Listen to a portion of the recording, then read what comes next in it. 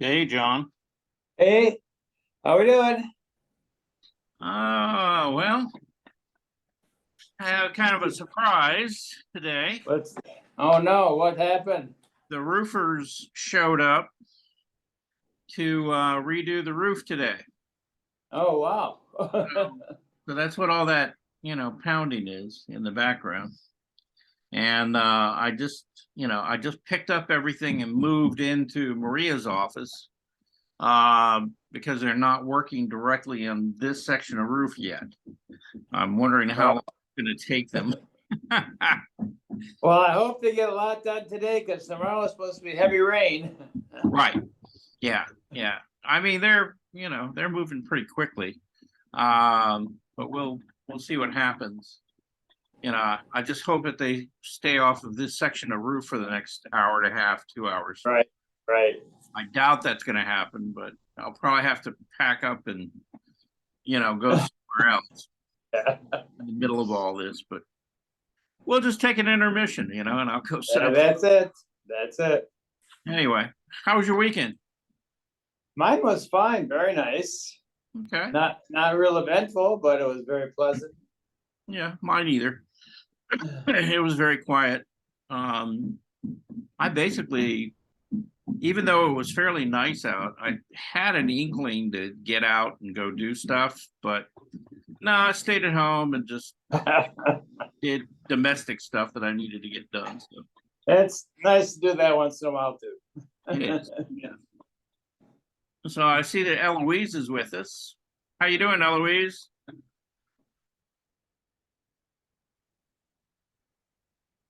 Hey, Eloise, you're on mute.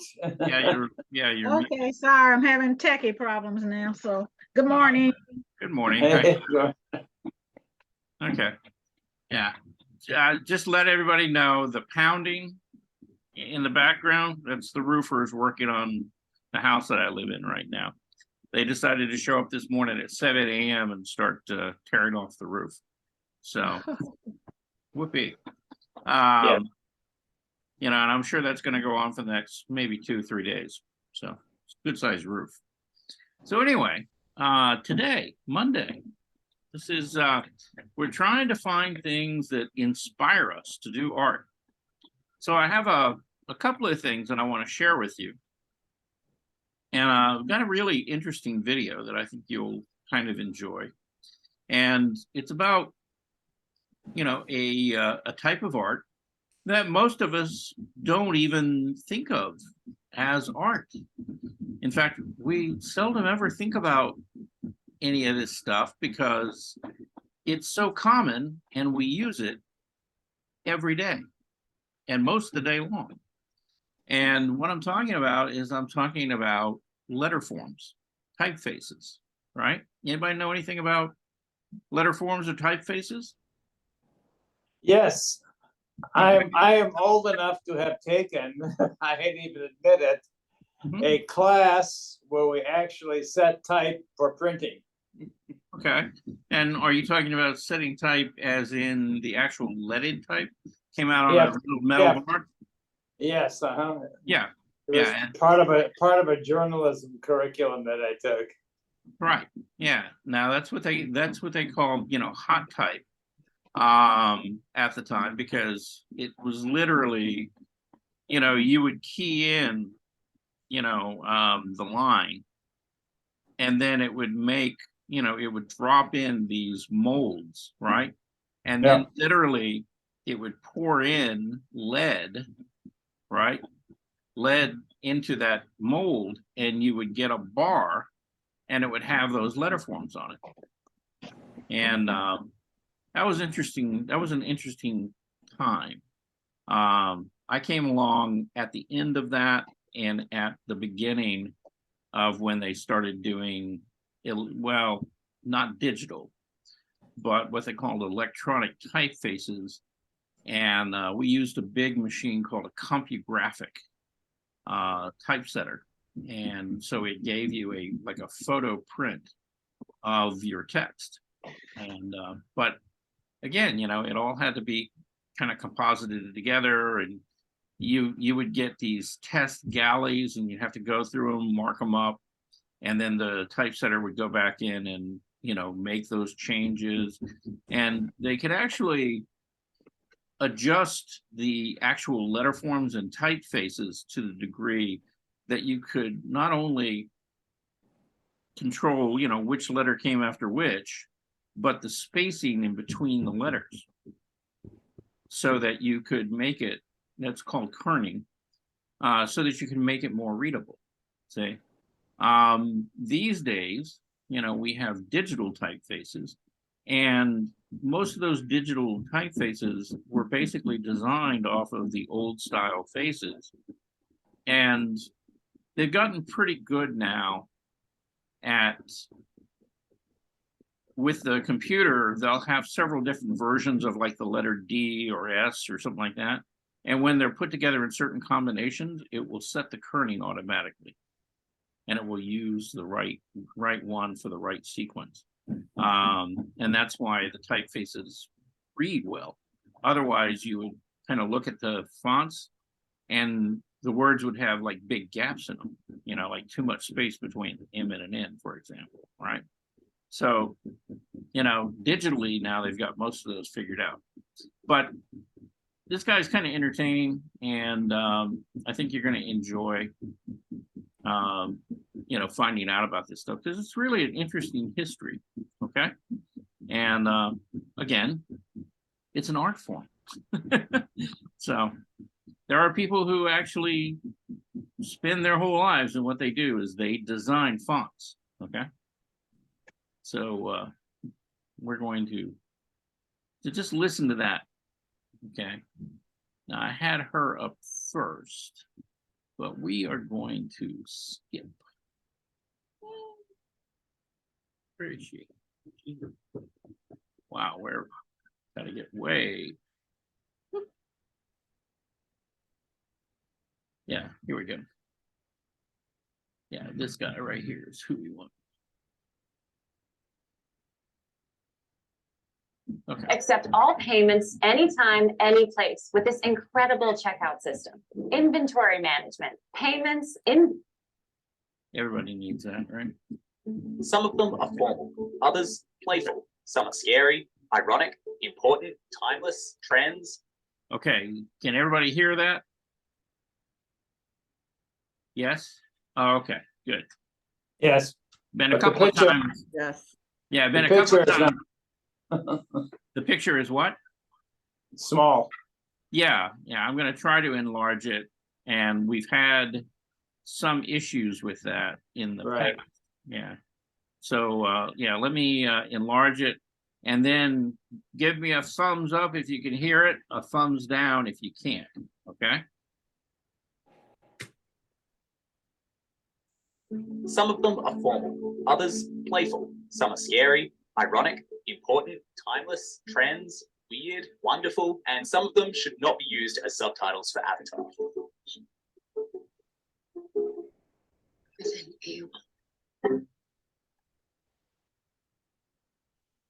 This is the story of fonts. We can hear it, but the The story picture of is not civilization. expanding, Creativity, innovation, power, obsession, war, Not- love, not full connection. screen. I'm sorry, what? It's not full screen. We can hear it, but it's not full screen. What do you mean it's not you? So you're still seeing it small? Right. Oh, well, I've got it full screen. We don't see it, and it's not moving again. It's. Well, yeah, I've stopped it. It's Oh, right now. Okay, I can hear it in my voice. And if right now you're thinking, dude, that sounds like way too much to derive from Jokerman, don't worry. Because before I made this doco, that's what I thought too. Also, just want to say a big thanks to Shopify for sponsoring this video. More on that. we have static small screen. There's nothing. We're not seeing the video. We can hear it, but we can't see it. Any movement. It's static picture of the green hills in the sky. Oh. Yeah, and see, that's kind of what was happening Right. last week, is that we would get okay, what are you seeing now?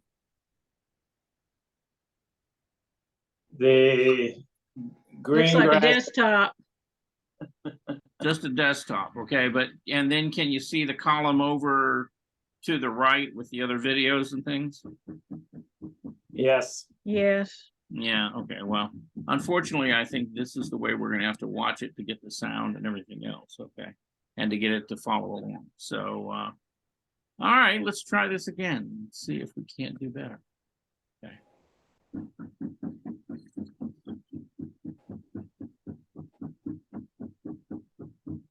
And then we're thinking about it.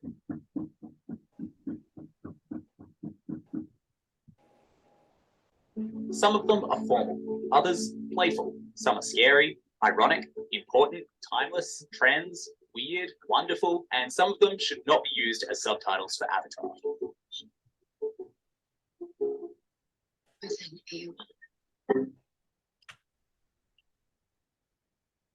This is the story of fonts, but it's also the story of civilization, creativity, innovation, power, obsession, war, love, and human connection. Okay, I can hear it in my voice. And if right now you're thinking, dude, that sounds like way too much to derive from Jokerman, don't worry. Because before I made this doco, that's what I thought too. Also, just want to say a big thanks to Shopify for sponsoring this video. More on them later though. For now, let's get weird. So this video started because I asked myself a pretty simple question. I was looking at the fonts on my computer and I just thought, where do all of these fonts come from? I thought the answer would be simple. I thought it was just people designing stuff for word processors. I pulled that thread and it was long before computers. So I was thinking, yeah, maybe it starts at the printing press. But then I was like, well, how do we have all those symbols? How do we know what to put in the printing press? So then I pulled that thread, then I pulled another thread, then I pulled another thread, and you know what? Let's just say we have to go back, like way back. Our story starts 10,000 years ago in ancient Mesopotamia. Yep, we're starting at the start. Basically, imagine you're a guy, you got some goats, they've got some chickens, but really what you want is oil. Because you can't make a trade immediately, you need something that represents chickens, goats, wheat, oil, all of the stuff that you would be trading. And so the ancient Mesopotamians made something called clay runes, basically big clay symbols that would represent various things. They had them in about 16 categories. So imagine you've got a goat stone, or a grain stone, or an oil stone. Now, the reason that this is important to our story is because of the mechanic that is going on here. Things are being represented by the image of things. Instead of chickens, you have a clay rock that says chickens. And this idea of representing things with symbols go on to form the basis of cuneiform. This is an actual fish. This is a pictogram of a fish. This is that pictogram sideways. Here's it abstracted. And this right here is cuneiform for fish. Graphic symbols depicting things. Cuneiform is some of the earliest forms we have of a formal written language. In terms of font properties, one thing that we can note here is that cuneiform was often read left to right, and the leading thesis is that more people were right-handed, so they wouldn't smudge the clay that they were carving in as they wrote. It's kind of cool. But what is also very cool is that cuneiform would eventually become one of the most famous ancient alphabets, the hieroglyphics of ancient Egypt. So at this point in the video, you might be thinking, cool, man, but what does this all have to do with the fonts of my computer? Well, let me get there. So time ticks on, various civilizations rise and fall. We get all these cool little examples of alphabets popping up in various forms of writing coming across the globe. But our next stop in this history tour comes in ancient Greece. What the Phoenicians did is they took a good look at the hieroglyphics and they were like, yeah, love that. But what if we made the symbols even more abstract? And what if we atomized their value so that they can form larger words as opposed to just being symbols? These 22 letters, these symbols carved into stone are called Greek lapidary letters. It's an amazing innovation because you could write so many things. And these stone carvings right here are among the first formal use of Western letter forms. Now, there were a couple of problems with this early alphabet from the Greeks. They only had uppercase, and while it was written in rows, the way that you would read it would change. Sometimes you'd read left to right, other times right to left. This is a format known as prostrephodon, or as the Greeks called it, as the ox plows. 1 second this way, 1 second that way. You just wait till they hear about palindromes. Do 9 men interpret, 9 men I know. Oh shit. But yeah, basically there's a couple of kinks to be ironed out. Enter the Romans. Yeah. Welcome to Rome. Ancient Rome took those Greek lapidary letters and they turned them into their own alphabet. The Roman alphabet, the Latin alphabet, the one that we still kind of use today. Now, at this point in the story, I've mostly been talking about alphabets, but the Romans also did something in terms of font. When they had their characters written out, they gave them little hats and little feet. These hats and feet are what we call serifs.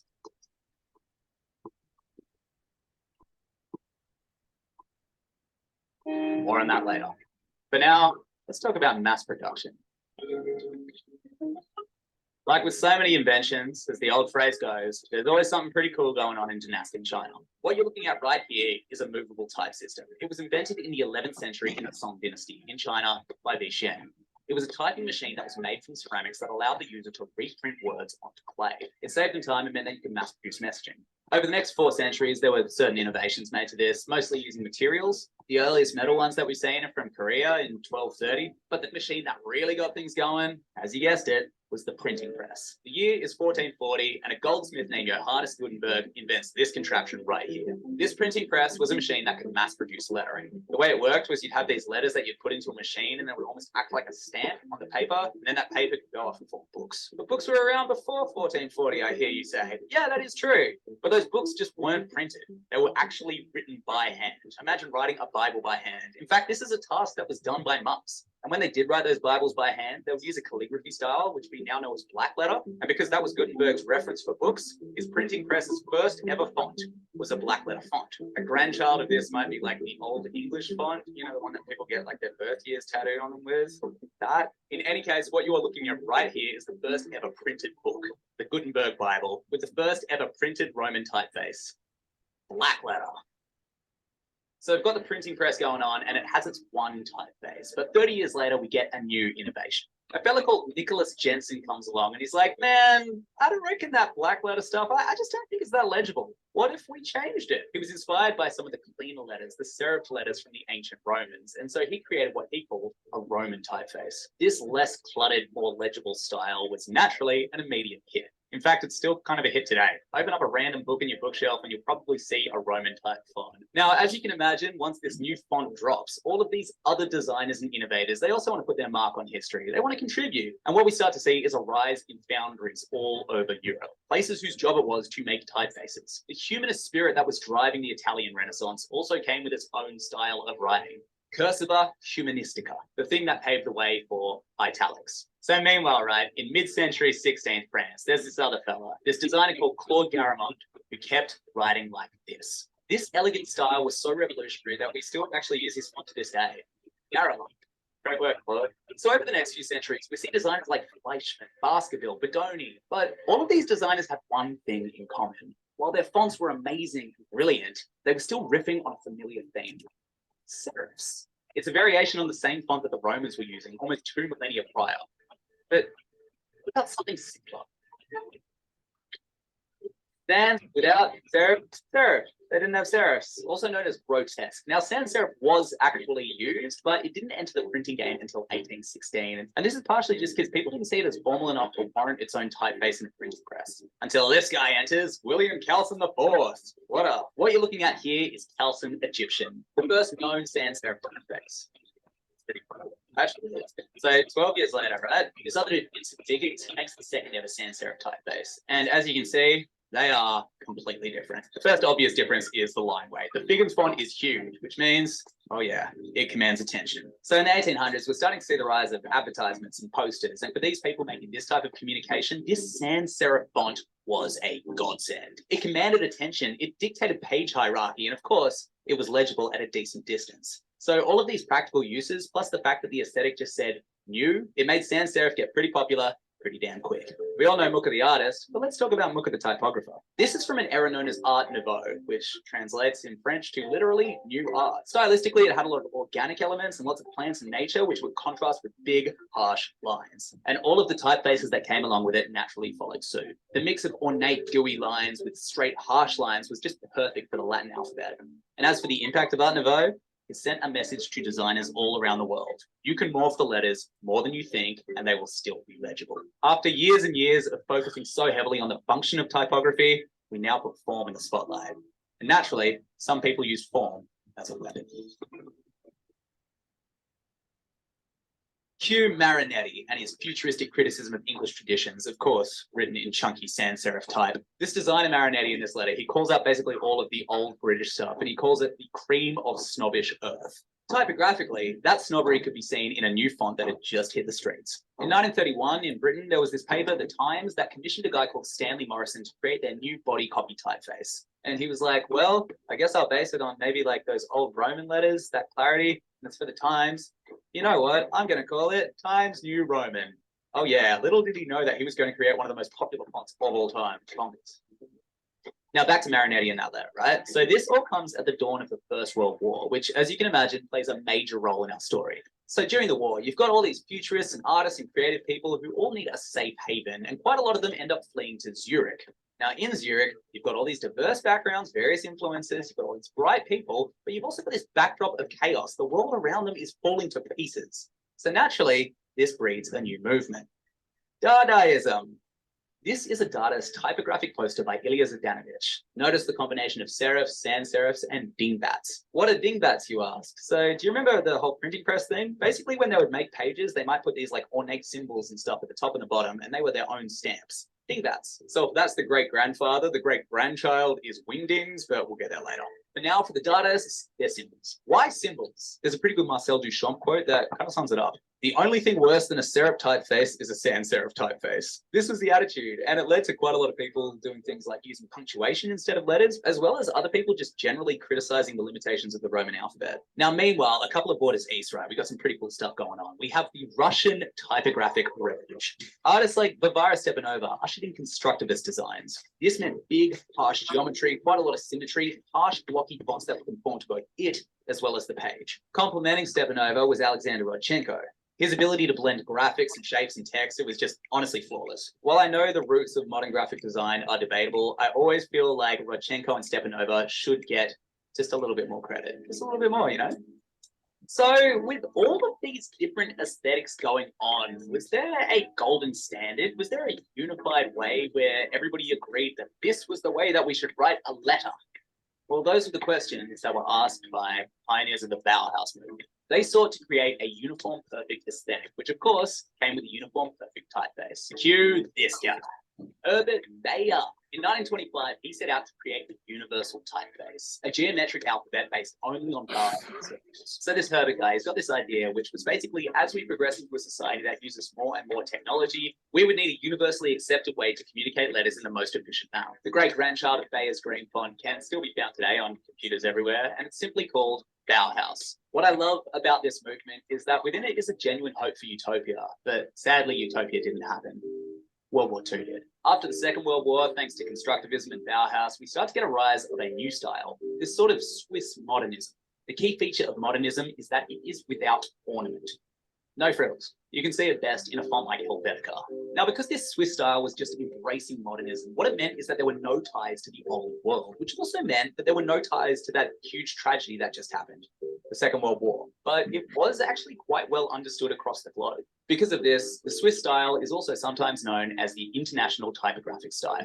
For a minute, there was this glimmer of hope that this international Swiss style would unite people into that utopia that Bauhaus had dreamed of. But ironically, one of the biggest adopters of the international style was the American corporation. TV shows, record companies, and advertisers all embraced it wholeheartedly. And you can see it so much in the pop culture from that era.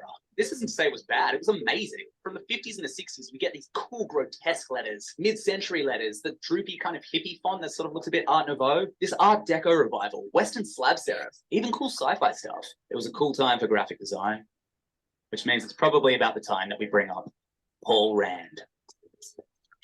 It is quite hard to properly articulate just how influential Paul Rand is on the world of graphic design. So I'm just going to use a Steve Jobs quote. Steve Jobs called Paul Rand the greatest living graphic designer, obviously when he was alive, rest in peace. And looking at his work, it's not hard to see why.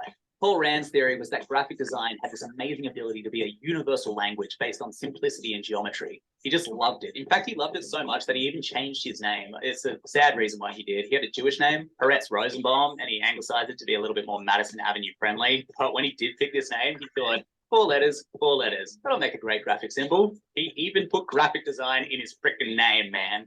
Wow. So that's a very brief overview of the international style and the gigantic design boom that it created. But as you can imagine, not everybody was on board with this futuristic dream. And they really, really wanted you to know. The font rebels are back. Critics of the international style, they felt like all this clean, flawless modernity. It was trying to say that life was perfect, and life just wasn't. Enter the pop artists of the 1960s, most notably Andy Warhol, people who were on a mission to satirize modernism in all of its icon-heavy glory. Now, it's one thing to satirize a movement, but in the 1970s, there emerged a group of people who wanted to just rebel against it altogether. Punks. Remember that guy, Marinetti, who called the old English stuff snobbish? Punks were feeling the same about modernism. They felt like it just, I don't know, lacked humanity, lacked realness. There were no mistakes. What's up with that? So the punks rebelled. And typographically, we can see it really clearly through things like zines and album covers. These zines were full of handwriting, typographic errors, letter set transfers that broke all the rules. And while we're on the topic, let's talk about Jamie Reed. He quite literally tore apart designs to make new ones. And in doing so, he sent a very powerful message. Mainstream culture sucks, and we're here to destroy it. God save the Queen. Quick little break to talk about this shirt. So the first thing you might notice is, wow, what a silly and fun font. How whimsical. Second thing you might notice is it says Scrupulous. That's my freaking channel name because that's the freaking shirt, baby. And where do I sell that shirt? Shopify. That's right.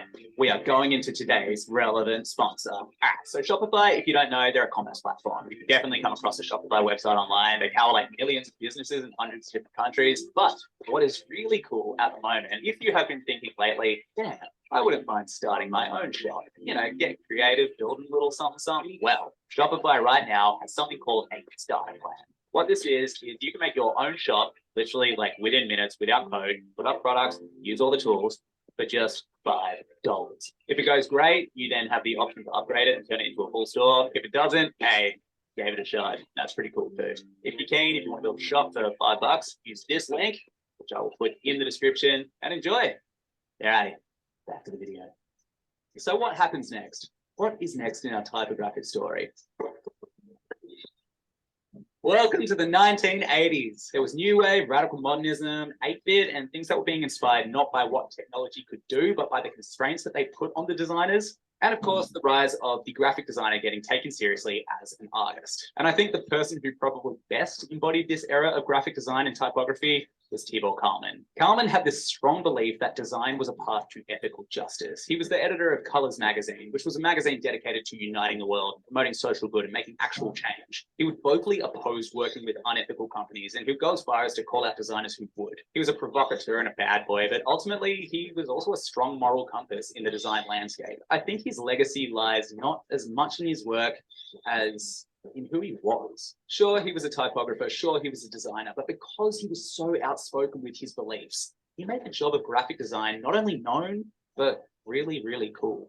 And this is basically around the time that Hollywood and TV get on board. Let's say you got a quirky character, but you also want to give him a professional streak. What do? I'm a graphic designer. Graphic design. Graphic designer. Graphic design. Graphic design. You're a graphic designer. You must be really artistic. And with great graphic design comes great typography. Uncle Ben. Sense. So you got all this graphic design groundswell and people are getting more curious about the profession. But the thing that made it really take off was a certain guy in a certain turtleneck. Steve frickin' Jobs, the guy who founded Apple, the guy who thought Paul Rand was so brilliant, and the guy who inspired my 2015 Halloween costume.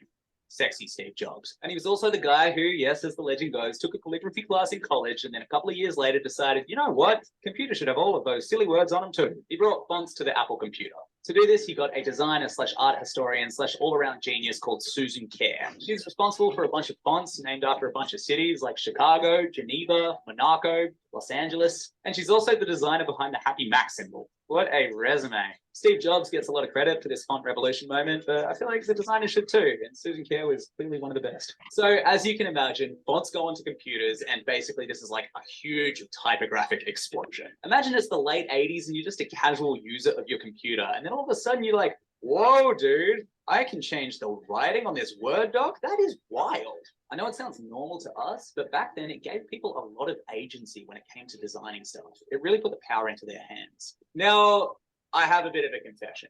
I have been using the words font and typeface relatively interchangeably up until this point. And that's actually not technically correct. What we know as a font, like a computer font, that's actually just called a typeface. And a font technically is the way that you alter that typeface. So things like line weight, italics, boldness, even size. Technically, Arial size 12 is a different font to Arial size 14. Now, the reason that these two words are confused in our modern day vocabulary is because of Steve frickin' Jobs. when he put them onto his Apple computer, he was just like, you know what, let's call them fonts. And I don't know whether for him it was a genuine mistake or whether he just liked the word fonts and was just like, screw it, they're fonts now. See ya. But in any case, Steve Jobs is why we call typefaces fonts. But before we critique his mistake, we also must remember that putting fonts on personal computers was pretty much the biggest typographic shift since the printing press. So what do people do with all this power? Stylistically, grunge was pretty much the polar opposite of the international style. This is David Carson. He was a surfer from California who sprung into the spotlight when he was made head graphic designer for Ray Gun magazine. With this alternative publication, David Carson turned graphic design on its head. Carson saw type in pretty much like the least functional way possible. He saw text as like an image or a texture or a decoration. There's this one time, this is like one of those graphic design legends that you always hear, where basically Ray Gun magazine had this interview with Brian Ferry, and Carson and the editors took one look and they're like, dude, this interview's super boring. So Carson's like, I've got an idea. How about instead of printing this in a normal font, we print the entire interview in zaps with dingbats, basically windings, symbols. He really didn't care if you could read it or not. Legibility was not at the forefront of his priorities. So just like grunge music, Carson had his critics as well. They would say things like, you're killing the legibility of typography. It sucks, nobody likes this. But just like with grunge music, Carson doubled down. And yeah, it worked. This typography, this design aesthetic, it gets cool, and then all of a sudden corporate America wants a slice. To appeal to the youth, all they had to do was use a Carson-like aesthetic, right? How do you do, fellow kids? But Carson had a career to make, and he ended up working with a lot of these people. Here's a grunge piece that was literally made for Microsoft. How cool is that? And speaking of Microsoft, I think it's about time that we talk about it. The elephant in the room? You ready? The thing that happened in 1994? Some of you might feel a temptation to skip this section. Some of you might feel a temptation to call me out or drag me or try to cancel me for saying the words that I'm about to say. But I promise you, if you can stomach them, we will all be better because of it. In 1994, Microsoft came out with one of the most iconic fonts of all time, Comic Sans. Oh, no. He has terrible taste in fonts. Now, a lot of us today, we see Comic Sans as a meme. It's sort of the font that it's fun to hate, or the font that, you might use if you're trying to convey irony. But in researching this, I found out that the impact of Comic Sans is like way bigger than I thought. So this dude here, his name is Vincent Conner.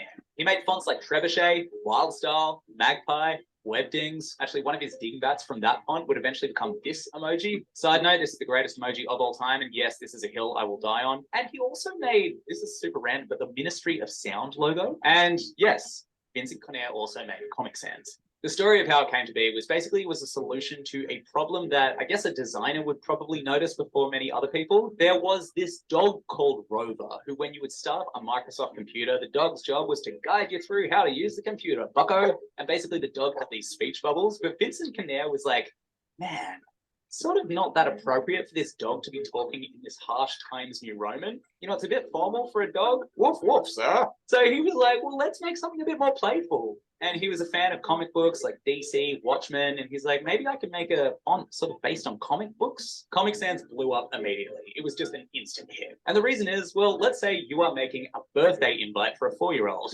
Hello, children. Nah, we're not going to use the Times New Roman. It just doesn't work. We need something that tonally suits playful or cheerful or whimsical. You got church flyers, school certificates, friendly emails, birthday cards. There were so many pieces of writing all around the world that just didn't warrant formality, and Comic Sans was the missing puzzle piece. But of course, with popularity comes haters. Maybe you were one of them. There's lots and lots of examples of people inappropriately using Comic Sans, which is such a strange sentence, but I'll just give you one which I think illustrates it best. In 2012, there was this Dutch World War II memorial that was set up, right? You know what font they chose?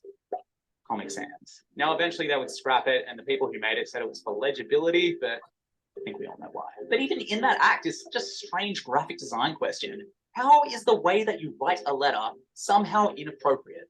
It's weird, right? Now, Comic Sans on the more positive end of the spectrum actually has a couple of really cool features that make it quite practical. For example, it doesn't really use mirrored glyphs. So a glyph might be like a B, which when mirrored might look like a lowercase d.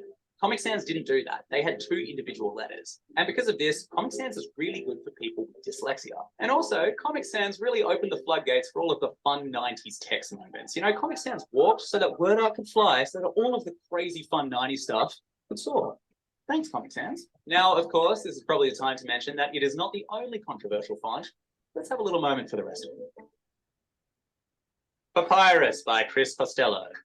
Crayon by Carol Twombly. aka the movie poster font, Jokerman by Andrew K. Smith, and Curls MT by Carl Crossgrove and Steve Madison. Just taking a moment. Still, one moment for that.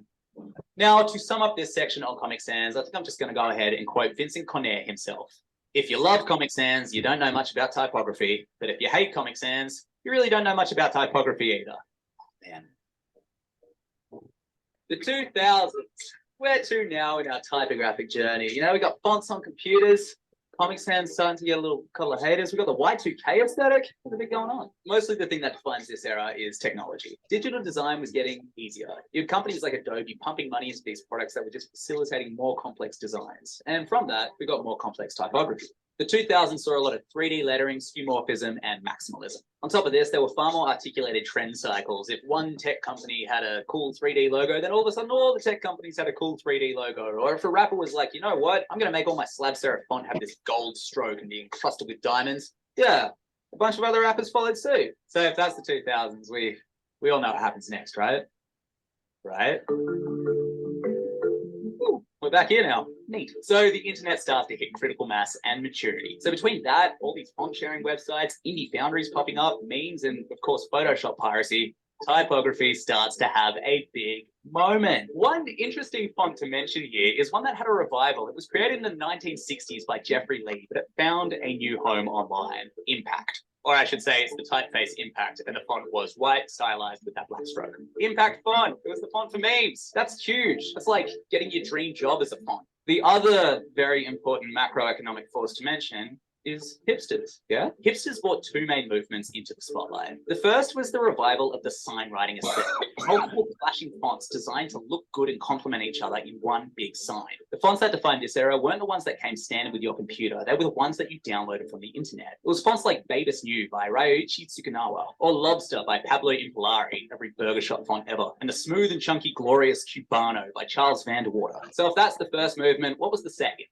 Sleek minimalism. That international style is back. Let's go, Switzerland. Woo! Like I said before, no font epitomized this movement better than Helvetica. Helvetica was created in 1957 by the Haas Type Foundry as part of that international typographic style. And true to its name, it is very much international. We've since seen Helvetica in multiple different alphabets. While I know that this video is mostly about the Roman alphabet, Helvetica is one of those ones that transcends. But the real question is, why did this font from the 50s suddenly get a breath of new life in the 2010s? The answer is once again, Steve freaking Jobs.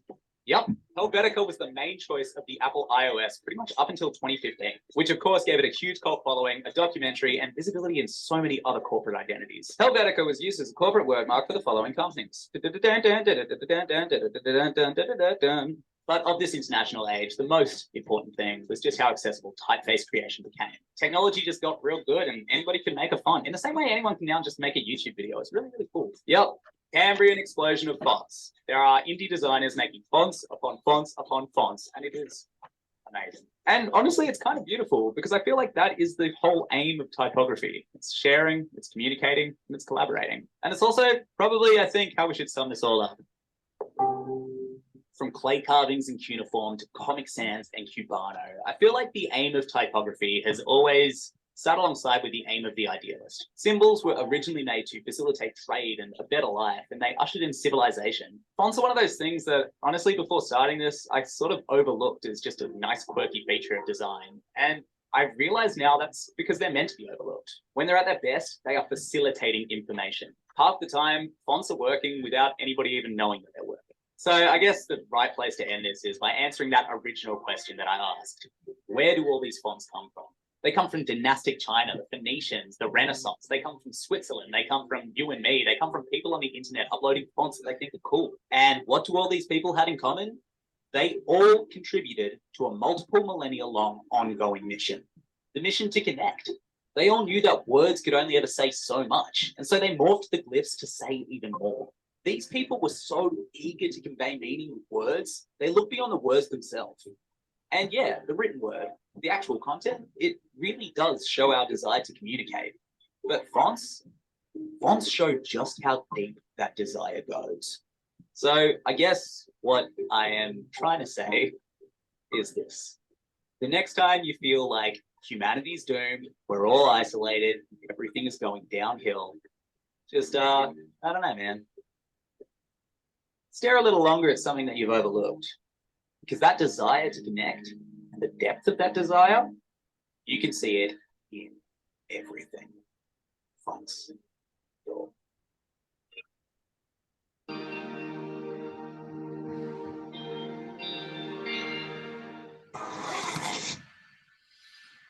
Okay. Anybody got any thoughts about that? I'm He's, amazed he's that I a knew fast so little. talker, and it's gibberish with the way he was mutilating everything so fast you didn't understand anything. To me, Okay. sounded like a fair, being at the fair and these barkers trying to get you into a show Mm-hmm. with the speedy conversation. Yeah. Anybody It else? was interesting. I would have loved to have slowed it down so I could have seen half of it. Well, yeah, unfortunately, it doesn't give me that option. But okay, just as a recap, basically what this video was about was sort of explaining how we got this thing that we take for granted on our computers. A lot of us learned how to print and to write cursive when we were growing up. They don't teach those things hardly anymore. But basically, those are all just simplification and abstractions of symbols that started off literally about 10,000 years ago. And they were used to communicate. And if we didn't have letter forms that, everybody could recognize, how would we communicate? You ever given that any thought? I mean, they're really pretty vital. And you're not going to get a lot of commerce, functioning and people exchanging ideas if you don't have a way to express them other than verbally, right? That's right. So, the written word, and then not only written, but, printed, then you have the ability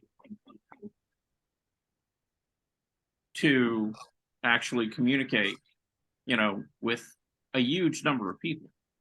So, and that's what this whole evolution has been about, of taking those very simple symbols, from, way back in, the Assyrian and Babylonian times all the way up through today. So next time that you look at a book or look at a title on a book or something like that, or the actual letters inside, you take a little bit of time to actually look at maybe what the font is. Are they using a Roman font? Are they using a serif or a sans serif font? And why would a designer pick that? Or next time you pick up a greeting card, take a look at the font. And it's like, what are they trying to say with it? Does it really convey the idea, that they're trying to get across? Because the nice thing about a typeface or a font like that is that they do have kind of an emotional reaction. They can be very formal or they can be very casual.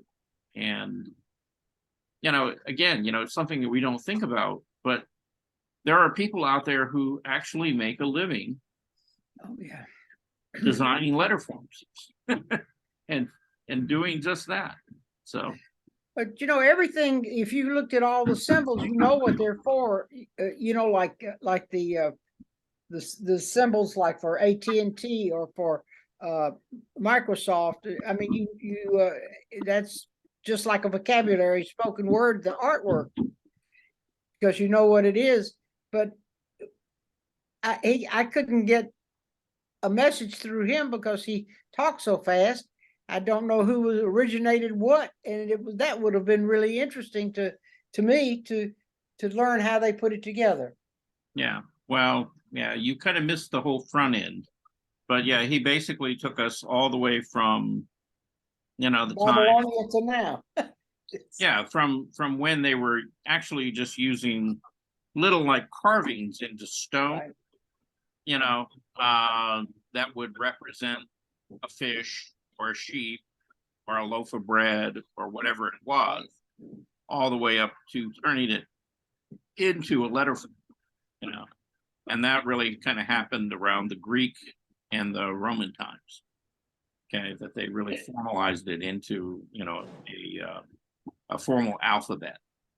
That when you put those letters together, the sounds of them, made a word phonetically. So, but It seems like, to me, that the printing press was really the instrumental item to get readable text.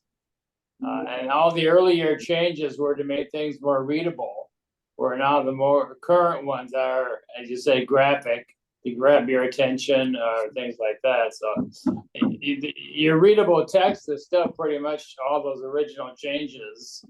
And the modernization text is, say, graphic. well, there are fonts that are designed specifically to work as what we call body copy, and they're designed for readability, right? Right. It's like when you get a page full of them, how easily can I see the forms and separate them so I understand what they are, and I can form a word out of it. And then there are fonts that are specifically made as what we call, titling or headline type text. And those are the more decorative and kind of a little more wild and, have a little more flair to them, for the most part. And then some fonts do both. Like he was talking about, in the international style, you had like Helvetica, right? Well, change the weight of Helvetica, to a Helvetica Black, and you have a headline font. You change it to, a light or a standard, and then you have something that works well on a page, of a book, on an interior. So, that's something that designers think about. It's like, okay, how can I design something that will give me the widest amount of versatility and can be used in a lot of different ways? And so some, some, particularly the modern typefaces, tend to do that. They can be used, in a lot of different ways. So, I remember he mentioned a typeface. It was a Trajan. And he was saying how it got used on like a lot of movie posters, back in the early 2000s. Yeah. Right. Yeah. And it's basically a Roman typeface. It's a Roman with, serifs. And but it's an all cap face. It doesn't have a lower case. So it's very much so like the ancient Greek, letters. Remember, they were all capitals. But, people used it basically as a titling font. That's it. That's all they really used it for. You would never use it in body copy, because it didn't really lend itself to that, But if you wanted something with a lot of impact that looked very formal or very classical, that was your font. It was a good choice. So, anyway. Anybody got any other thoughts about fonts, letter forms, alphabets, things like that? Anybody ever Notice they did not use too much of the what would they call it? The italic part, the written form, because it's harder to read. It was always the boldface letters. Right. Yeah. Well, generally, italic fonts are generally used in graphic design to highlight something, or to call out like a small face that they want you to read, right? Like, they'll do the, like on a headline or whatever, or a title for a chapter. And then under that, they may put, like a line or two of italic fonts to get your attention. And then the rest of the body would be just kind of in a standard face. And, so there's places for italics, and it's mainly where they want to call that type out and make it different than everything else so that you pay attention to it. It's an important thing they want you to know, but it's not the main message, right? And script fonts, italic fonts, things like that, a lot of them are used in the design industry for like decorative items, home items, things like that, things that are a little less formal, right? And that's generally the use form, but yeah, we've got all of them now. And I mean, most computers these days, come with at least 30 to 50 different fonts loaded on them automatically. And the thing is, there's so many more out there, and you can go get them. You can download them. A lot of them you can download for free. Some of them you actually have to pay for. But anyway, I thought I would play that for you because it's something that most people don't think much about. That's right.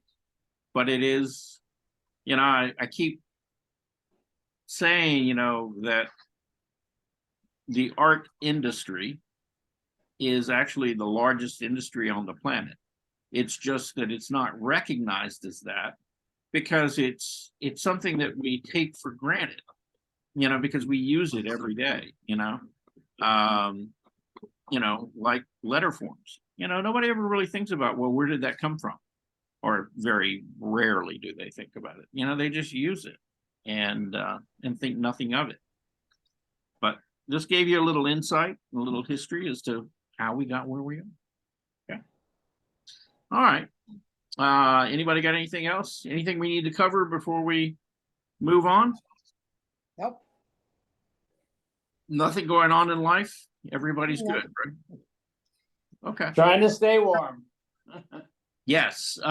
Speaking of staying warm, yeah, it's going to get continuously colder for the rest of the week. Yes. So we will be down like below 30 by Thursday. I think it's like 27 or 28 in the morning. So it's getting a little nippy out there. Okay. Yes, it It'll be is. rainy nippy tomorrow. Yeah. So just make sure to, break out your gloves and wear a hat if you're going to go outside. Okay. Don't get frostbite. We don't want anything freezing. Okay. All right. So I'm going to share. Now this is a video about, wow, this is this one young woman's experience, in becoming an artist. And, and I think she's got some valuable things to say. It doesn't apply to everybody, but, I think it's worth listening to. And so let's see what she has to say.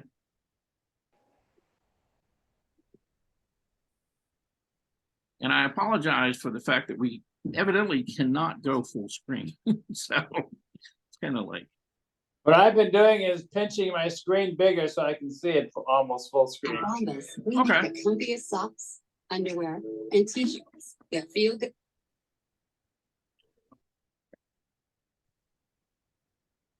Hey friend, in this video, we are going to be talking about when my art went from bad to good.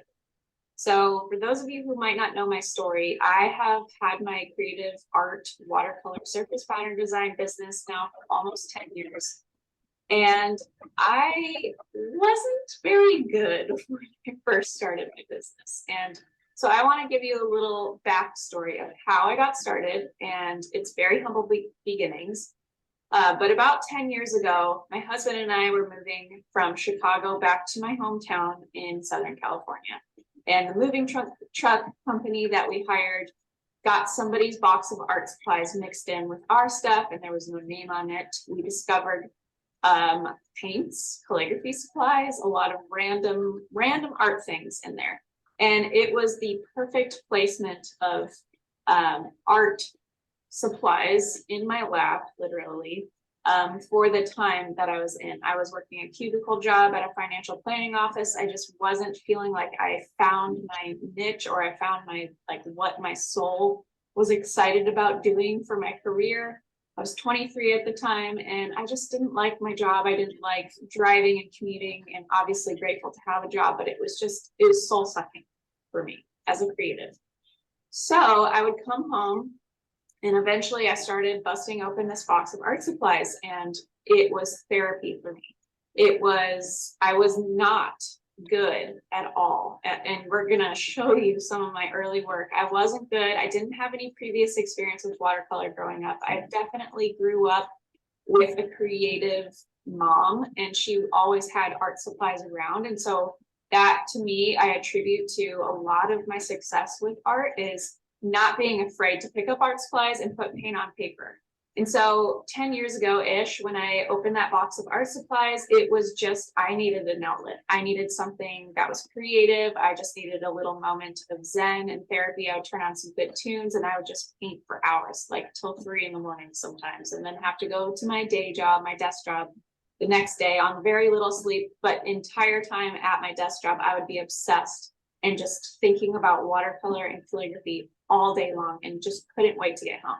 So about 5 or 6 months after we moved, after I started my desk job and started discovering watercolor and playing with calligraphy and all of that, I was able to quit my desk job. It was definitely early. We were not financially stable yet, but I just couldn't take it anymore. And I loved watercolor. I loved painting. And I just went after this idea of making my own career from my artwork.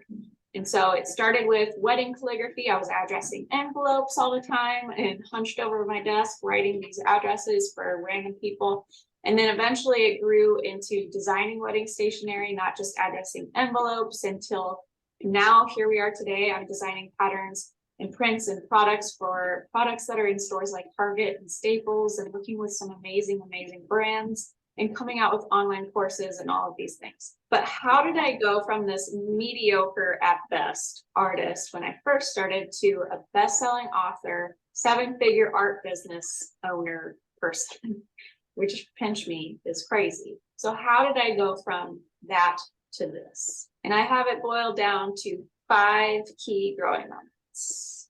So the first growing moment for me, I have to say this, and it has to be first because I do think it is probably the most important, is years and years of practice and patience. And I know that's frustrating to hear. You can get mad at me. You can virtually throw something at me in the head, but it's true. Every artist has to start somewhere, and they all start bad, most likely. I mean, there's nobody that's just like, here you go, and you're painting like realistic looking portraits and crazy stuff.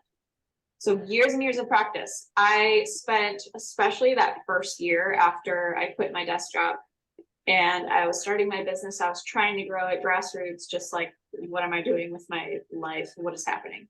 And I'm figuring out art and calligraphy as I go, self-taught.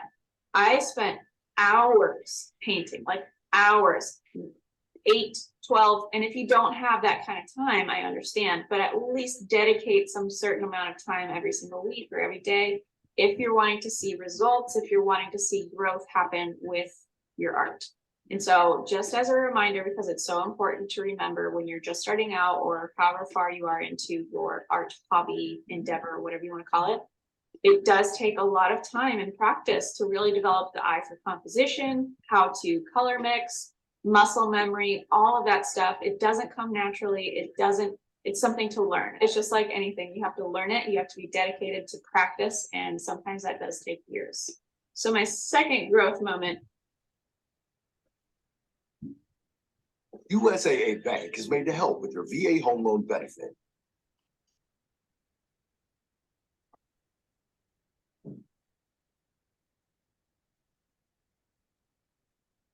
So my second growth moment is overcoming mental blocks. Now, going back 10 years, when I was first learning watercolor, I was first learning calligraphy, I had blinders on.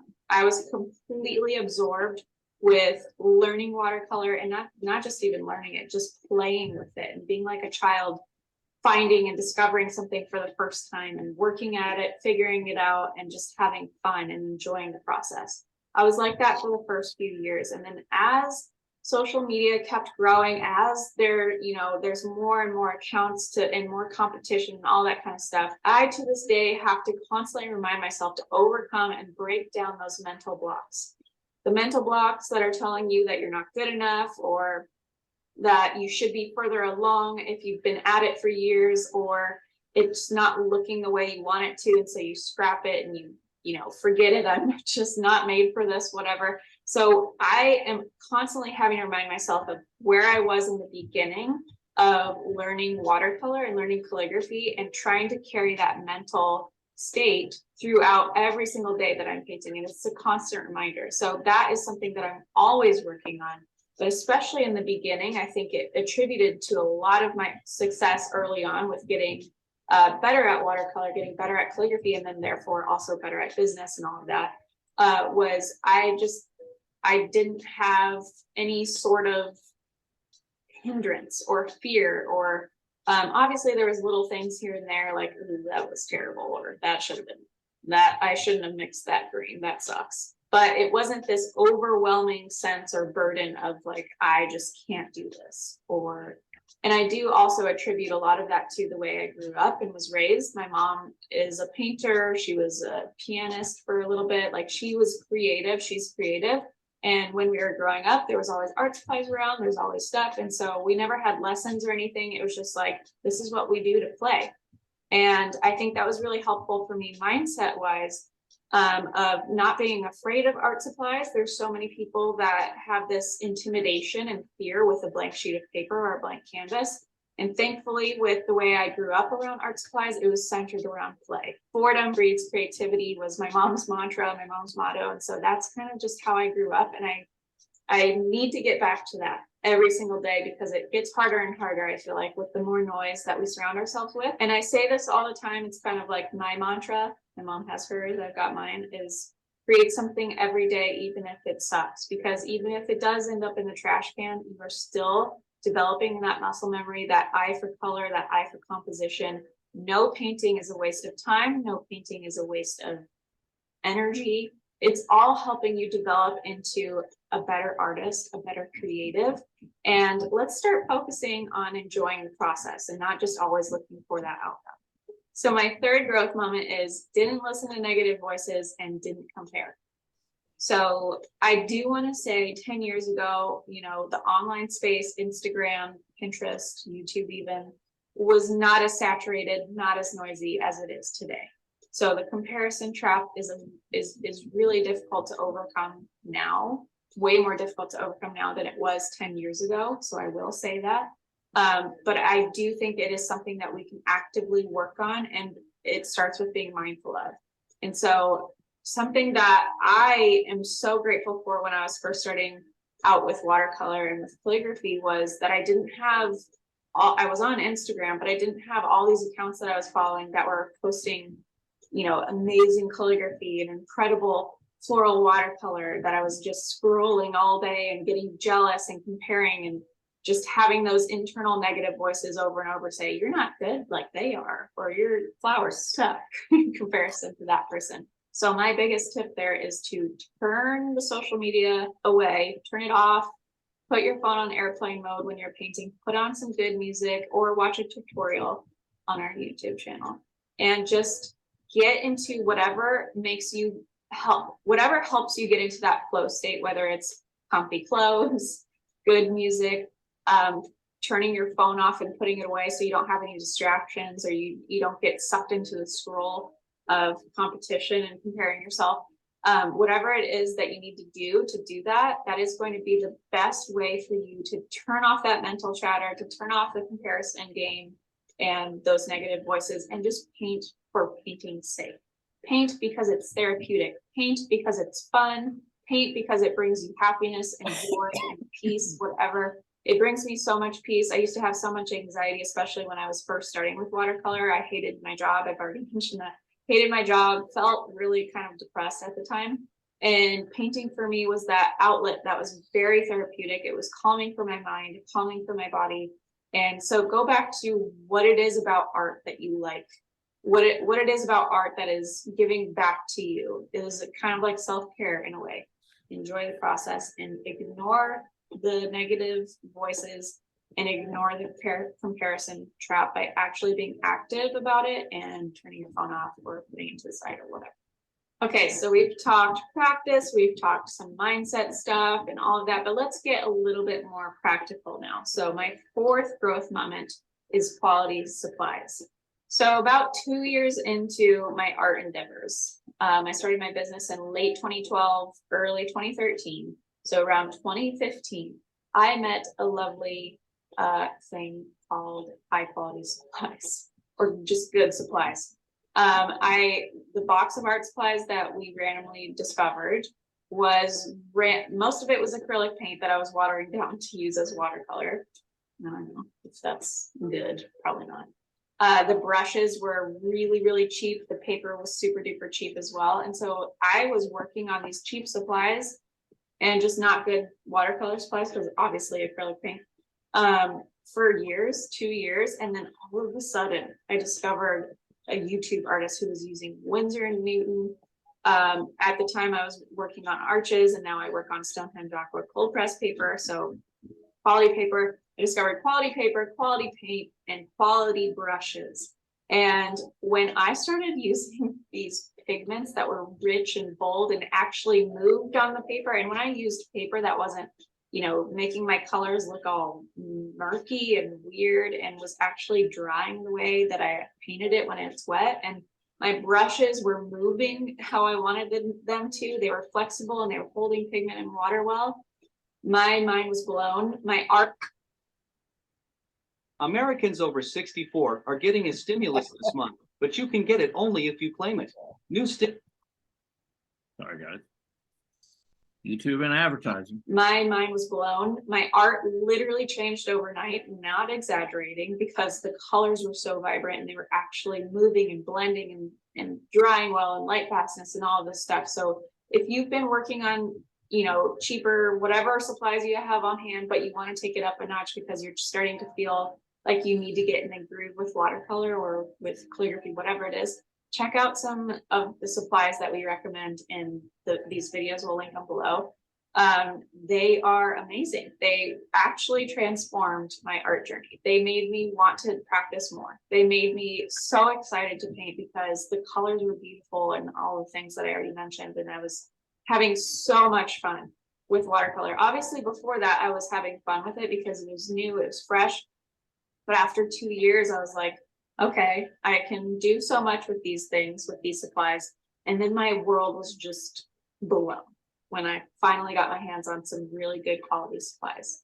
And I know that not everybody's budget, you know, can allow for high quality paints, professional level paints, or the paper, the palette, all the things. I get it. But you start somewhere, start with 1 tube of paint, or start with 3 tubes of paint, or, you know, maybe you practice on the cheaper paper, and then for like really, really, you know, honing in on your style or doing certain things with watercolor, you can use the more expensive paint. But that, if you do really want to start enjoying your process and seeing results in your watercolor, your art, whatever medium it is, good supplies is really what transformed it for me.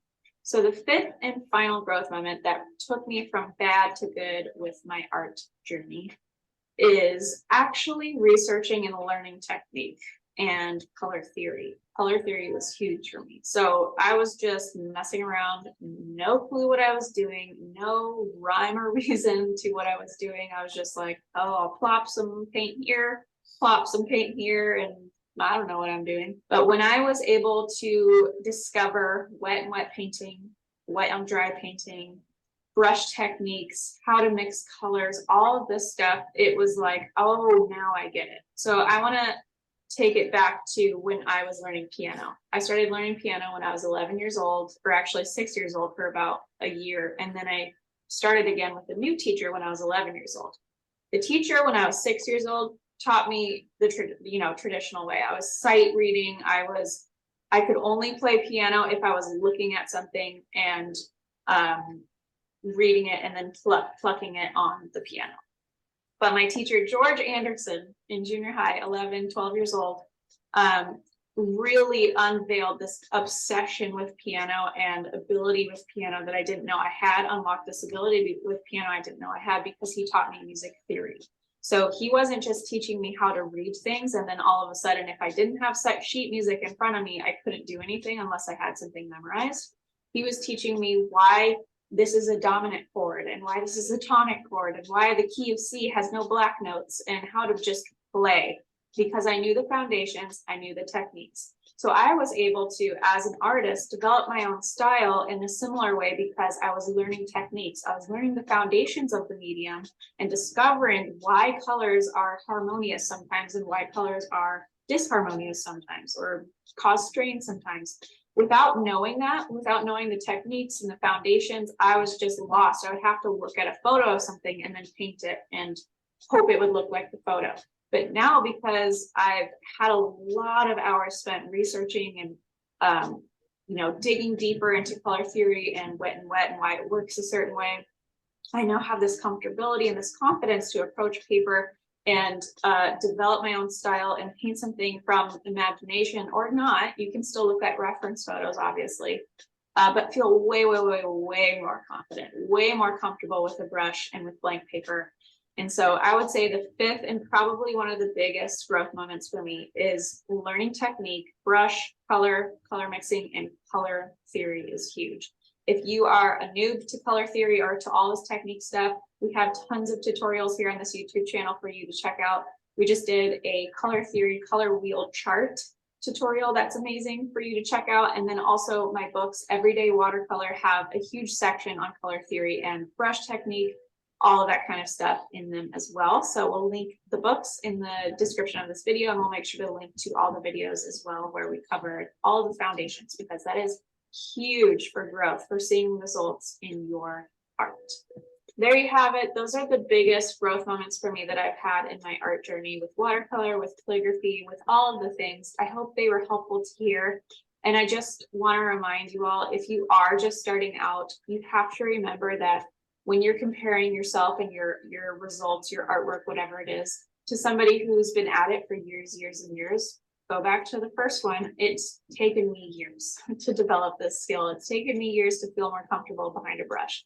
So stick with it, be patient, continue to practice and develop that muscle memory. And then also, I would love it if you commented below with what your favorite growth moment is, if you maybe have something else to contribute so that people scrolling the comments, you can help build this community and help other people who are just scrolling the comments and need help or encouragement or need some other growth strategies, etc. That'd be super helpful if you could just comment below what's something that's helped you in your art journey out as well. And I hope you like this video, and I'll see you in the next tutorial. Okay. Anybody getting any ideas or thoughts about what she was saying? Yes, Okay. I could relate to a lot of things she was saying, especially about comparing yourself with other people and working long over a period of time and not seeming to advance at all. But I also got from her two things that I want to remember is create something every day, and also use quality supplies. So I thought that was good. Yeah, I thought those were three really excellent points because, and we've talked about, particularly the first one, comparing yourself. Like on Tuesdays, we do the share and critique. You'll look at some of the things that other people are doing, and it's like, well, wow, how'd you do that? And it's like, I can't do that. Well, okay, maybe you can't do that now. And, maybe you'll never be able to do it because you're not them, but you can do your own work. And that's really the key here is, find your own voice, find your own way of doing things.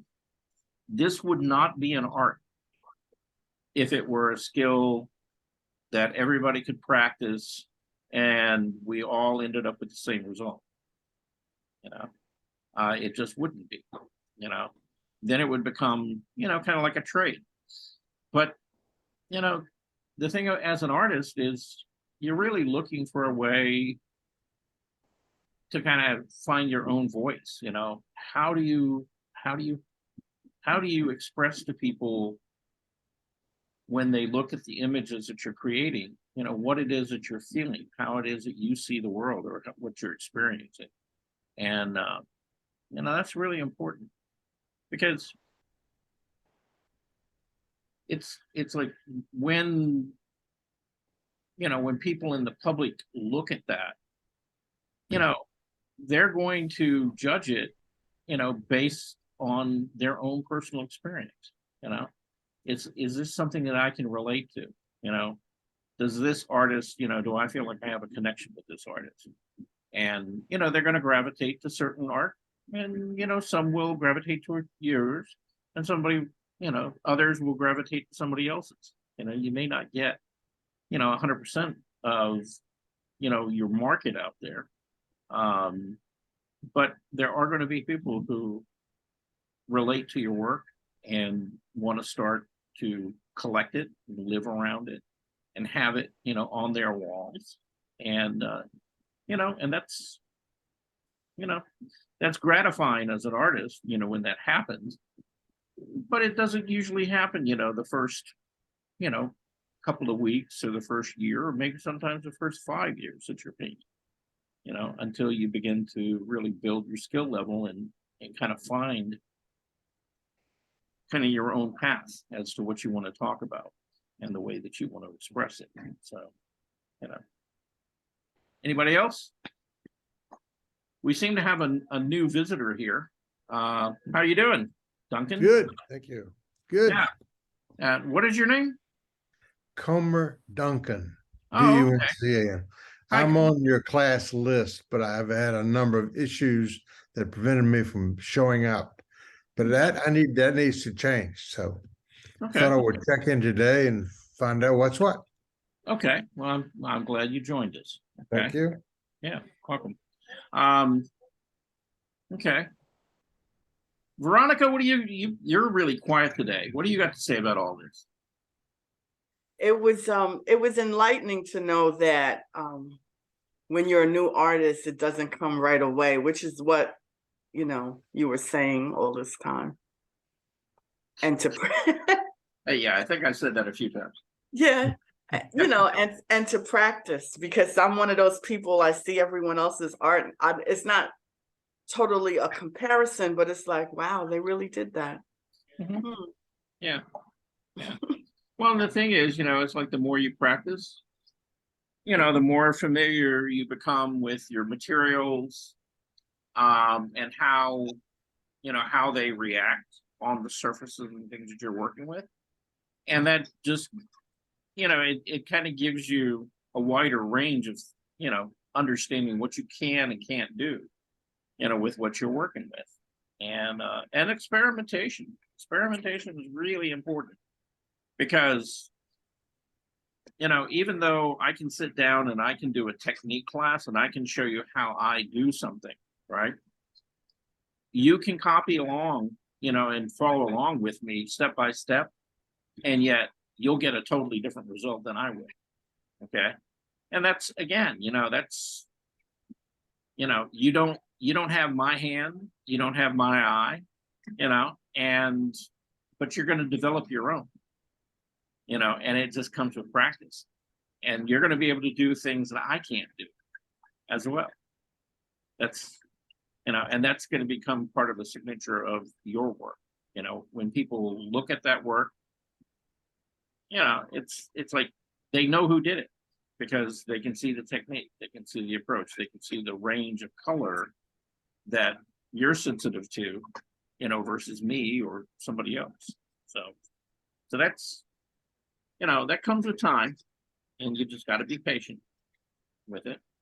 And I think the other good thing was with the learning the color wheel, so that you don't get mud when you're mixing. Oh yeah. Or if you want to make mud, that you know how to do it. Yeah, that too. Yeah. Yeah. That you don't need to learn. Yeah. Well, and see, that's the thing, it depends on the media that you're working with, right? Like, for example, if you're working with oil, it seems to be really easy to make mud. Oh, yeah. Yeah. But if you're working with watercolor, a lot of people don't suffer from making mud. They suffer from having colors that are way too intense and way too bright. And there's no depth, or there's no variation in the color. And so again, depending on the media that you're working with, you're going to have to learn how that media actually works, and how to control it. So. And I also think that in oil, I had questions about, okay, so what is the difference between your student grade paint and your professional grade paint? And does that really make a difference as you're mixing? So with student grade paint, do you get mud faster or is it slower? Those kinds of things right. that come up. Yeah. And, using a linen canvas or to paint on versus, a cotton canvas, is it the coloration? So, there's different things. With linen, you already may have a tone, whereas another canvas, you might have to tone your canvas and not let the white come through, which affects your color back to mud. Right. Mm-hmm. It also depends too, the process if you're using while you're painting. If you're, like, for example, if you are an a la prima painter, which means at first pass, right? So you're mixing, thick bodied passages of paint that are opaque, right? And you're putting color and value down, in areas, piece by piece. Well, then in that case, the surface that you work on and the color of the surface is not nearly as important as the amount of tooth that the surface has, right? Because if you're working, in that thicker, more direct way, you're going to want something that's fairly toothy and tactile. It's going to really take the paint off the brush, right? So for example, if you're working in that style, you probably don't want to get like a really, really fine finished portrait canvas, right? Which is very slick and kind of smooth, right? You're going to want something with a little coarser weave in it, and maybe a little more texture to the surface, so that you have that surface, that will take that paint off the brush. Let's say that you're doing portraiture though, and you're working in a traditional process where you're doing an underpainting, right? A grisaille. And then you're working real fine, thin layers of glaze over that to build up your color. Well, in that case, you're probably going to want a smoother surface, right? And so again, it just depends on your style, and it depends on what you're trying to do, as far as, what the end result is that you want. So you got to kind of consider that. And, I mean, if you're painting, like I said, if you're doing landscapes and you're doing a lot of plein air stuff, well, okay. Then you can use a variety of different types of surfaces. The main thing is you just don't want to work real large. You want to work in a small enough format so that you can cover that canvas in a fairly short amount of time. Because, as a plein air painter, if you go out, you quickly learn that you have a very short window of maybe, a couple of hours of which you have to accomplish that painting. Otherwise, if you're working on the same painting all day long, well, by the afternoon, you're working on a totally different painting, because the light and the shadows and everything have gone a whole totally different direction for you. So again, just keep it in context as to what you're trying to do and the situation that you're trying to work in, right? Anybody else? Veronica mentioned something that is kind of disturbing to me: student grade and artist grade paints. When I first started painting, I was at a senior center, and I'm sure the budget did not allow the instructor to buy top grade paints. Mhm. And I am angry now because that was some years ago, and I look back at my paintings and they have faded or have blackened, and I know I did not paint that color.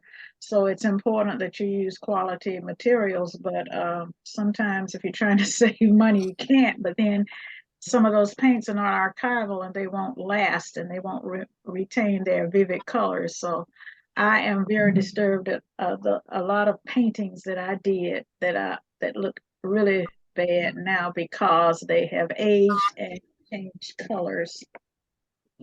Yeah, yeah, and that's a huge problem, because there's such a variety of materials that you can get out there. Now, what I will say is that you can get really cheap oil paints, right? Probably not the best idea. Okay. But there are enough oil paints out there that are reasonably priced, that they may not be top shelf artist quality, but they're really decent paint. Like, for example, over at the Benson Center, I buy the it's Winton oil paint. Okay. And the reason that I specifically buy Winton oil paint is, one, you can get it in the big 200 milliliter tubes. Okay. So it's economical. Okay.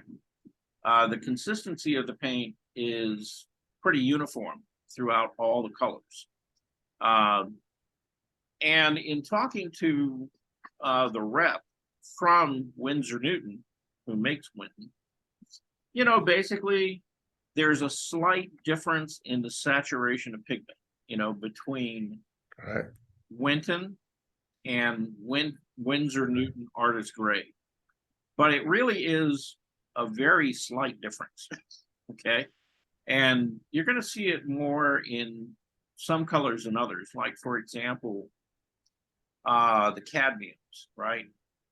If you really want that full strength, really, really rich, cadmium yellow, cadmium orange, cadmium red, then you're going to spend a little more money, to actually buy the cadmium red rather than the cadmium red hue, right? Or the cadmium yellow hue.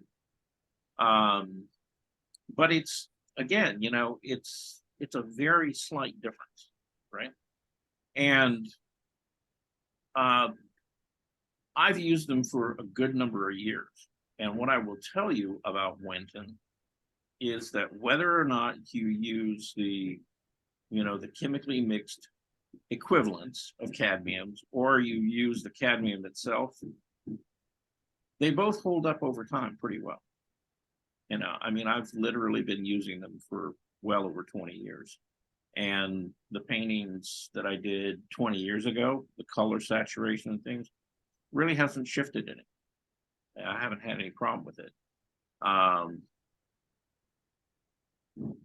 But again, that's one brand. And that's why I stick to that one particular brand, because, for me, it's worked, over the years. And, and I've tried other brands, and like, for example, Grumbacher. Grumbacher is actually pretty decent paint.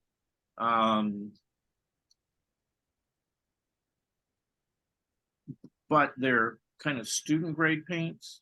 Again, I don't think that the quality of those are equivalent to what Winsor Newton does. I think Winsor Newton, basically, through all their lines of paint, just better quality paint. Okay, that's just my opinion. But now you have all of these smaller, kind of individually, different brands of paint. Some artists are actually putting out their own colors now and things. And I haven't tried a lot of them, so I'm not really familiar with them. But, from what they're saying is that they're using, top grade materials and things to make their colors. So again, you'd have to just do your research, you know, get a couple of sample tubes or something. And if you're ever curious about a particular type of paint and you see it in the art store, it's really easy to go online and contact that company and say, you know, well, I'm an artist and I'm working, I saw your product, you know, can you send me, you know, a couple of sample tubes, you know, and they'll send you these little like 1 ounce little testers. And you can try them out, you know, you can look, you know, you can get the feel for what does the paint do, you know, is it, you know, when it comes out of the tube, is the oil all separated out or is it well mixed and pretty consistent? And you'll kind of get a feel for what the quality of the paint is before you invest a lot of money in it. Okay. So it's always worthwhile, you know, if you're curious about, you know, a particular type of oil paint or whatever, you know, take the time, you know, take the time to send an email or whatever and, you know, get some feedback, you know, from the actual company who manufactures it. And for the most part, they're really, really happy to send you like, you know, they may only send you like 3 little tubes. But again, you know, that's enough just to test it out and kind of see what you think of it. Okay. It's interesting. Yeah. It's interesting to hear that you have had good results with Winton, because I understand Winton is student grade paint and the pigment is not as strong or rich over time, but I don't know. I'm no expert or anything, but I do like some of the Winton colors, but I'm a little leery about that because I have done a lot of paintings and I wonder if the people I gave them to are very disappointed in what they look like now. Yeah. Well, the biggest thing about, you know, a painting is all paintings are going to eventually, you know, shift, you know, color. Oil paint probably slower than any other medium, but again, it depends on how that painting is being cared for. You know, is it being hung in a place that's got a lot of direct sunlight on it? Or is it in a fairly dark room? And again, you know, if it's in a darker room with less light, it's not going to fade as fast, right? And also depending on the colors, right? If you used a lot of reds tend to be somewhat what we call fugitive, right? And any red, I don't care what it is, short of like an Indian red, will pretty much so fade over time. It just will, because again, it's how they make it, you know. But a lot of the yellows are, you know, pretty light fast and permanent. A lot of the greens and the blues are generally pretty light fast. Some blues and violets are fairly fugitive, but again, when you get over in the violet, it's because they're mixed with those red pigments again to make that violet, and that's, you know, that's kind of the weak point right there. Temperature makes a difference too. Pardon? Temperature makes a difference too. Yeah, the whole environment that the painting is in, you know, it's going to have a lot to do with whether it lasts or whether, you know, it starts suffering, you know.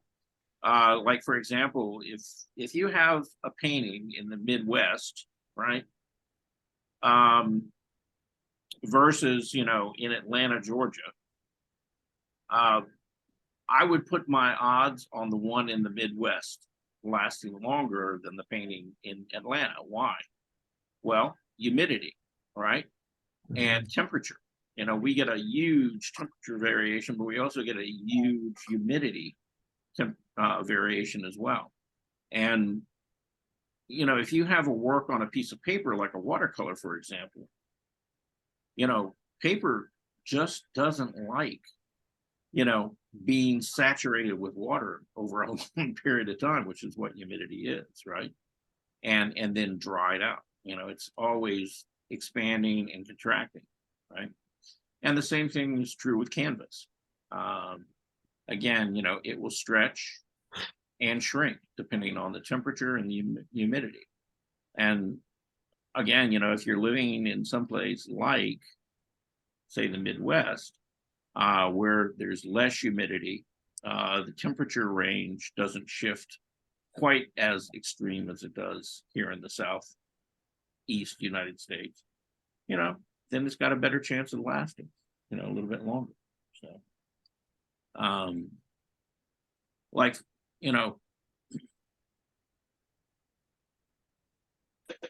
for a long time, and I mean, we're talking literally centuries, they really didn't have any examples of Roman, paintings, murals, right?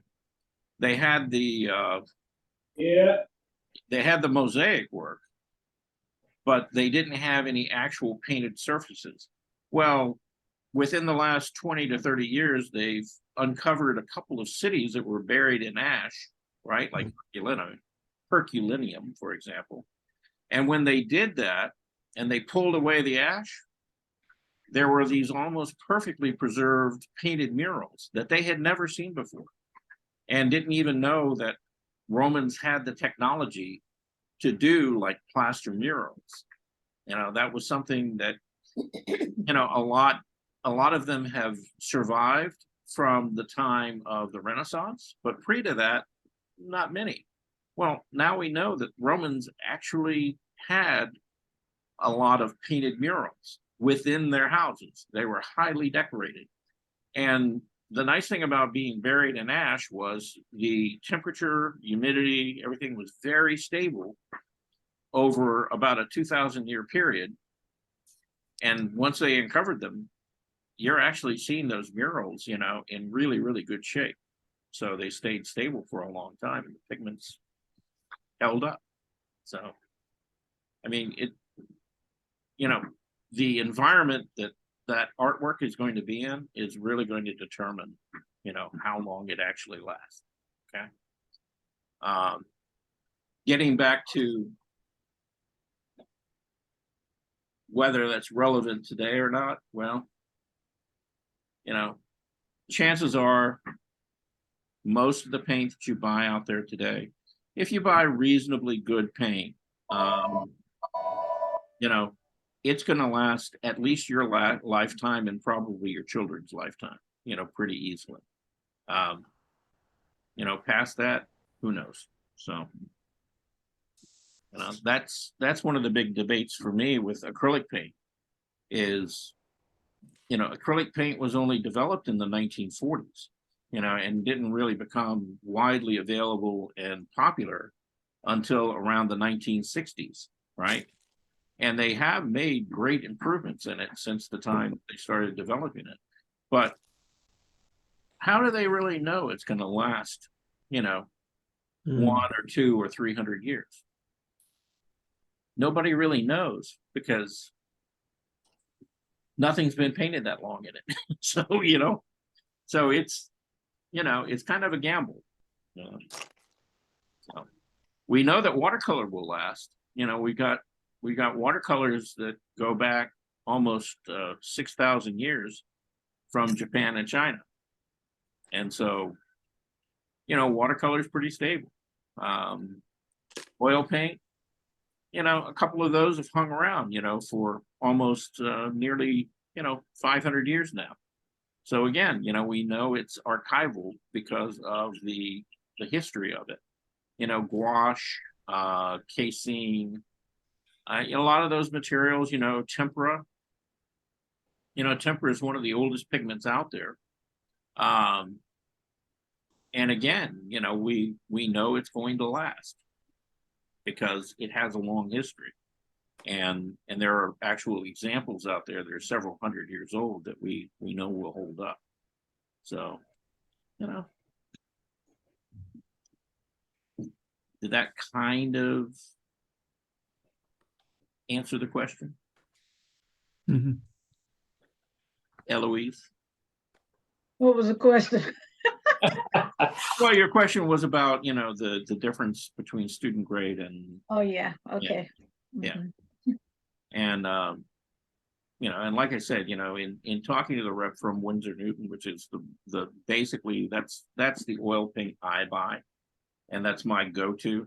And I've thought about using other things, but I mean, he had a pretty strong case for the fact that Winton, it may not be as highly saturated as their artist grade in some of those colors, but for the most part, the quality of the paint is really pretty high. And it's pretty safe to say that when you're looking at the paint that Da Vinci used, Vermeer, even Bouguereau, and a lot of the Impressionists, the quality of the paint that we can buy today, it will run circles around what they were using. Mm-hmm. Really well. Okay. If nothing else, just because the fact that the painting will hang together and the paint will adhere to each other because it's consistently mixed and it's got a consistent amount of oil in it. And so you can easily layer one color over another and not worry about it blooming, which was an old problem with oil paint. And literally when you get a bloom in oil paint, what happens is you've got a layer of paint that's got a high oil content, and then you're putting a drier, less oily layer over it. Mm-hmm. And then it has a problem with adhering. And that's why some oil will literally like curl and peel off of the layer underneath it. And, that's a horrible thing to have happen, If you had an oil painting, say it was 10, 20 years old and you saw color change or fading, could you now at this time that much later go back and paint over it? Yes, you can. Okay, you can go back in and you can, basically well, there's a difference. Okay. There are people that call themselves art restorers. Mm-hmm. Yeah. And then there are people who call themselves now art conservators. Okay. And it's a whole totally different philosophy from each other. An art conservator will take the painting and they'll try to take it back to whatever they thought the original intent of the artist was, right? Which means that they will literally mix and put paint over the original painting.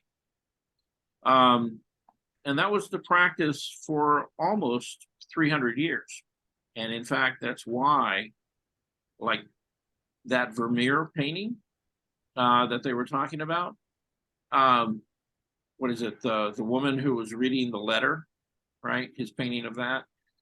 They found that when they x-rayed that painting, there was a whole section of the painting on the wall that had a painting hanging with like a couple of like cherubs and things in the painting that a restorer basically painted over and just blocked it out, took it out of the painting totally. Vermeer didn't do that. When Vermeer finished it, there was a painting hanging on that wall, and this art restorer did away with it. And again, why they did it, hard to really say, but there was a time, they're speculating, when cherubs and things like that fell out of favor, in that part of the world because, basically it was the Christian religion and very orthodox, and they cherubs were sort of related to like Greek mythology and Roman mythology and things like that, even though they do sort of show up. Well, they don't really show up in the Bible, but they kind of fell out of favor, and that was seen as, heathenistic. And so the restorer painted it out, not Vermeer's intent, right? But they just discovered that. And, they went back and, a conservator, which is the new philosophy about, taking care of art, is, they actually very carefully remove those layers of paint, revealing that original painting underneath now. And so now when you see the painting, it's got that painting with the cherubs hanging there. So you get to see what the original painting actually looked like. Okay, so the world's changing around that. It's interesting, fun stuff. Anybody else? Questions, comments? Before we move on? Let's see how we're doing time-wise. Okay, good. I'm going to play a real quick video for you. I've talked about this guy quite a bit. I think I've shown you his work more than once. But the thing about him is that there's always new stuff popping up. Now, his name is Hopsev Pushman, okay? Really one of my very favorite artists. And I want you to just take some time. This is about a 15-minute video, and really take a look at the work that he did. It's pretty amazing. And in particular, look at the paint surface, look at the color and how he uses color and value, okay? So we're going to jump into that, and that should take us pretty much so to the end of the class.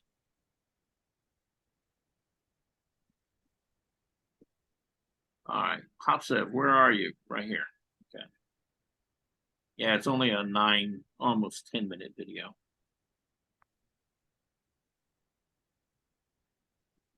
And I wish I could share this full screen with you, Ben. It would be nice.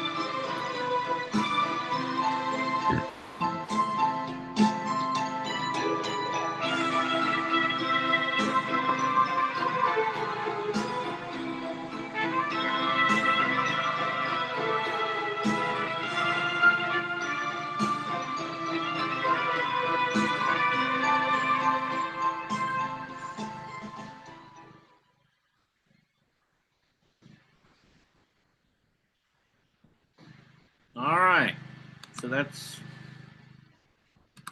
a Do small, you cringe a what? little bit when you hear? A small example of Hosip Pushman's work. Okay. Anybody have any thoughts? Are the still lifes the later work? All right, the still lifes what? His later works? No.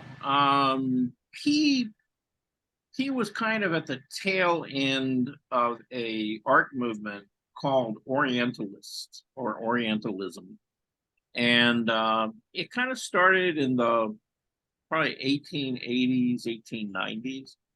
And he finally passed away in about 1944, right around the time of World War II. He had immigrated to America kind of in mid-career and basically lived, I think, primarily around the New York area, but he traveled a lot, went to China, went to Africa, particularly like North Africa, areas like that, and all through Europe. But you know, he was very popular, at very commercially successful as an artist. You know, he's probably best known and more highly collected for his still lives than his figures. Okay, but I love his figure work. I really do. He, They were great. The skin tones and lighting and oh, yeah. Vibrant colors and fabric. They were great. Yeah, yeah. I think as he developed his career, there was just, I think, a bigger demand, you know, for his still lives, and you know, and particularly with institutions and museums and things collecting his work. You know, they've heavily collected a lot of his still life work. There's a fair amount of his figurative work out there, portraits, but you know, those tend to be in private collections and, you know, less accessible. So most people know him for his still lifes. But if you ever actually see any of his paintings in actual life,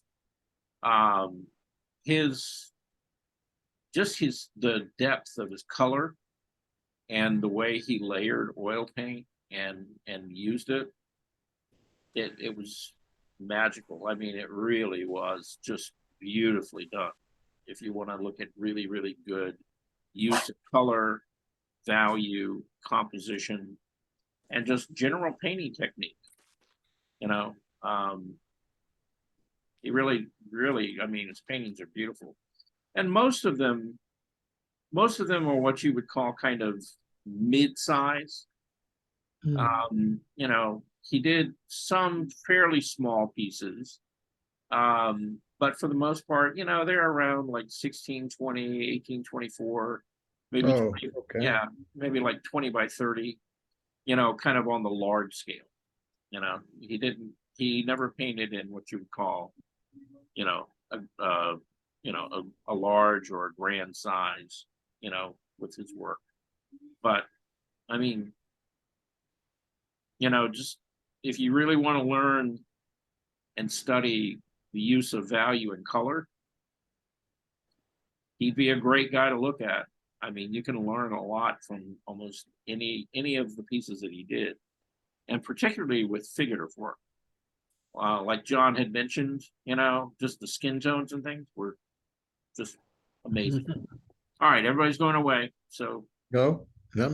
Oh, okay. Yeah, everybody's waving. Okay, like okay. I know thought they were being just friendly.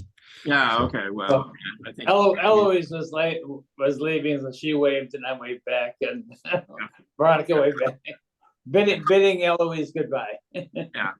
And I know, you know, looking at this on YouTube,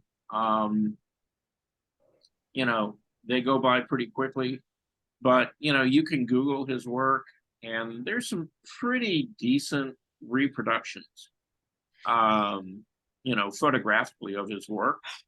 And I would encourage you to take a little time, you know, look him up on Google and download, okay, that's Eloise. You know, download some of his work and really just study, You know, study the color and value composition on them. There's just tons of stuff that you can learn, you know. And just kind of really look at, you know, very carefully at, you know, how he went about doing the things that he did. So, and it doesn't matter, you know, what medium you work in. Now, he worked in oil primarily, but again, you know, just use of color. And in particular, the thing I really like about him was he used color in a way where he really knew how to set off and intensify certain colors by using temperature and the contrast in temperature between warm and cool, you know, as well as value. So, so really, honestly, take a little time, you know, find out more about it. He'd be a good one to study. Okay. Okay. Anybody got anything else? Is his work hanging in any museum that you know of? Yeah, he's in a couple of different collections, mainly in the Northeast and up around New York. Okay. I think maybe the Met has got a couple of his Oh. pieces. I know that the Chicago Art Institute has like 2 or 3 of his pieces. I think the Cincinnati Museum has several of his. So, you know, you're not going to find a big body of it anywhere. And I think like the last retrospective show that was done on him was probably like in the late 50s, early 60s. You know, but you can, I think there are a couple of books out, you know, on his work. And I think they've got at least one good sized coffee table book with reproductions that are pretty decent in them. Oh, okay. So, and I don't think it's that expensive. It's probably like $30 to maybe $40 for it. Okay. So Very good. yeah, but all right. So that's all I got today. Okay. You all know what tomorrow is, right? Share and If I can critique get day. it back in time. Huh? I said, I Yeah. hope I get back in time to see it. Yeah, and I pulled your work from last week so that if you do make it, then I'll try to cover what you had sent in. Okay. Yeah. And we saw your turtles last week, and Yeah, the last that's what I wanted to hear. they his were actually comments of quite. what to They do. were actually very good. We liked them, especially I particularly like the one with the larger turtle. Yeah, the one that's closer to you. Well, one was the smaller one was a 4x6 and then 11x12, and the first one sent in, I think, was a 12x16 or something. Yeah, but I will have them in the mix tomorrow. I So hope that- I'm back in time. It depends on the traffic and the construction. right. Yeah. So if you're there, I will be happy to talk about them again. Okay. Great, thank you. Appreciate right. that. All right. Other than that, See you tomorrow, hopefully. yeah, stay warm. Okay. And Try. I look forward to seeing you guys a little bit later. Okay. Okay, bye-bye. All right. Bye, everybody. Bye.